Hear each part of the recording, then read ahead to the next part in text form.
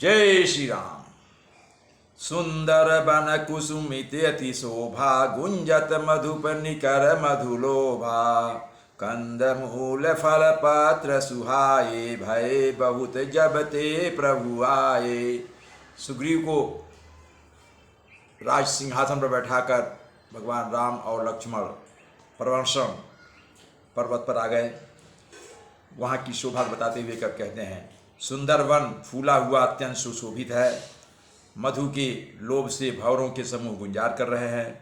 जब से प्रभु आए तब से वन में सुंदर कंद मूल फल और पत्तों की बहुतायत हो गई, अर्थात बहुत अधिक वे फल फूल गए। देखी मनोहर शैल अनूपा, रहे तहाँ अनुज सहित सुर भूपा। मधुकर खग मृग तनु धरि देवा, कराई सिद्ध मुनि प्रभु कै सेवा। वहाँ पर मनोहर और अनुपम पर्वत को देखकर देवताओं के सम्राट श्री राम जी छोटे भाई सहित वहाँ रह गए। देवता सिद्ध और मुनि भंवरों पक्षियों और पशुओं के शरीर धारण करके प्रभु की सेवा करने लगे। मंगल रूप भयउ बन तब ते, कीन निवास रमापति जब ते। फटिक शिलायति शुभ्र सुहाई, सुख आसीन तहाँ दो भाई। जब से रमापति श्री राम जी ने वहाँ निवास किया तब से वन मंगल स्वरूप हो गया।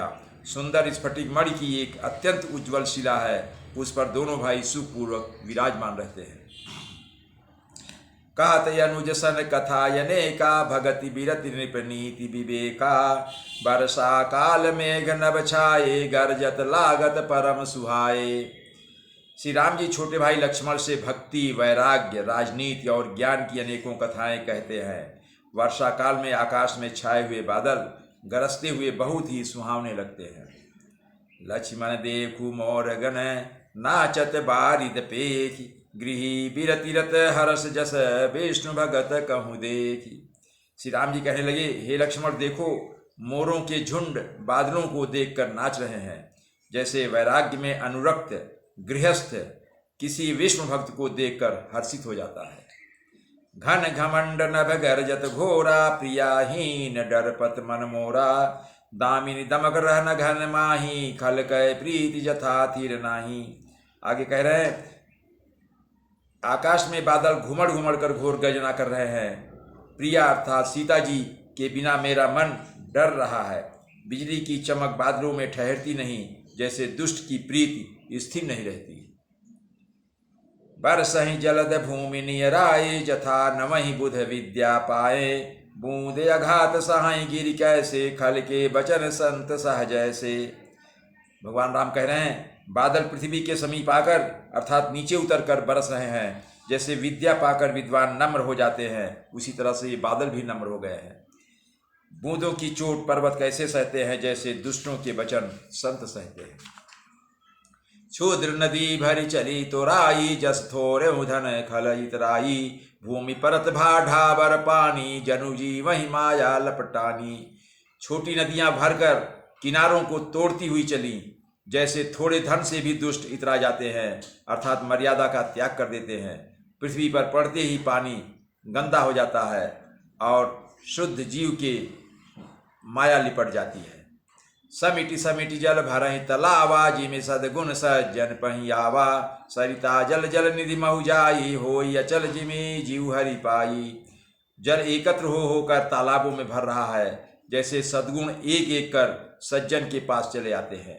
नदी का जल समुद्र में जाकर वैसे ही स्थिर हो जाता है, जैसे जीव श्री हरि को पाकर अचल अर्थात आवागमन के से मुक्त हो जाता है। हरित भूमि तृण संकुल, समुझि परहि नहीं पंथ। जिमि पाखंड बादते, गुप्त हो ही सद ग्रंथ। राम जी आगे कह रहे हैं, पृथ्वी घास से परिपूर्ण होकर हरी हो गई है, जिससे रास्ते समझ नहीं पड़ते। जैसे पाखंड मत के प्रचार से सदग्रंथ गुप्त अर्थात लुप्त हो जाते हैं। दादुर धुनि चहु दिशा सुहाई, वेद पढ़ई जनु बटु समुदायी। नव पल्लव भय बिटपि अनेका, साधक मन जस मिले विवेका। आगे श्री रामचंद्र जी कह रहे हैं, चारों दिशाओं में मेढकों की ध्वनि ऐसी सुहावनी लगती है, मानो विद्यार्थियों के समुदाय वेद पढ़ रहे हों। मेढकों की जो टर टर की आवाज आ रही है, लगता है विद्यार्थी वेद पढ़ रहे हैं। अनेकों वृक्षों में नए पत्ते आ गए हैं, जिससे वे ऐसे हरे भरे एवं सुशोभित हो गए हैं जैसे साधक का मन विवेक अर्थात ज्ञान प्राप्त होने पर हो जाता है। अर्क जवास पात बिनु भयऊ जस सुराज खल उद्यम गयऊ खोजत कतहु मिलई नहीं धूरी करई क्रोध जिमि धर्म ही दूरी। मदार और जवासा बिना पत्ते के हो गए हैं अर्थात उनके पत्ते झड़ गए हैं। श्रेष्ठ राज्य में दुष्टों का उद्यम जाता रहा ऐसा लग रहा है अर्थात उनमें एक भी नहीं चलती। धूल कहीं खोजने पर भी नहीं मिलती। जैसे क्रोध धर्म को दूर कर देता है अर्थात क्रोध का आवेश होने पर धर्म का ज्ञान नहीं रह जाता। सत्संपन्न सोह मही कैसी उपकारी कै संपत्ति जैसी निस्तम घन खद्योत विराजा जनुदम्भिन कर मिला समाजा। अन्न से युक्त लहलहाती हुई खेती से हरी भरी पृथ्वी कैसी सुशोभित हो रही है जैसी उपकारी पुरुष की संपत्ति। रात के घने अंधकार में जुगनू शोभा पा रहे हैं मानो दंभियों अर्थात घमंडियों का समाज आ जुटा हो।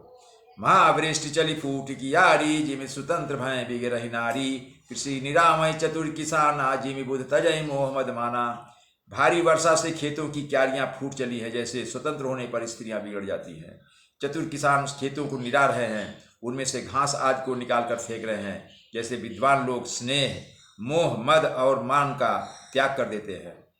देखियत चक्रबाक खगनाही कली पाई जिमि धर्म पराही ऊसर बरसई तृण जामा जिमि हरिजन ही उपजन कामा। चक्रवाक पक्षी दिखाई नहीं दे रहे हैं जैसे कलयुग को पाकर धर्म भाग जाते हैं। ऊसर में वर्षा होती है पर वहाँ घास तक नहीं उगती जैसे हरिभक्त के हृदय में काम नहीं उत्पन्न होता। विविध जंतु संकुल मही भ्राजा प्रजा बाढ़ जिमि पाई सुराजा जहाँ तहाँ रहे पथिक थगिना ना जिमि हृदय इंद्रिय गण उपजे ज्ञाना।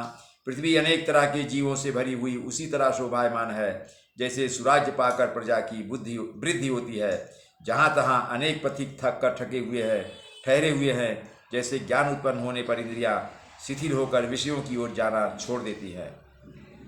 कबहु प्रबल बह मारुते जहाँ तहाँ मेघ बिलाई जिमि कपूत के उपजे कुल सद्धर्म नसाई। कभी कभी वायु बड़े वेग से चलने लगती है जिससे बादल जहाँ तहाँ गायब हो जाते हैं जैसे कुपुत्र के उत्पन्न होने से कुल के उत्तम धर्म अर्थात श्रेष्ठ आचरण नष्ट हो जाते हैं। कबहु दिवस माह निबिड़ तमय कबहु प्रगट पतंग बिन सही उपजय ज्ञान जिमि पाई कुसंग सुसंग। कभी बादलों के कारण दिन में घोर अंधकार छा जाता है और कभी सूर्य प्रकट हो जाते हैं जैसे कुसंग पाकर ज्ञान नष्ट हो जाता है और सुसंग पाकर उत्पन्न हो जाता है। जय श्री राम।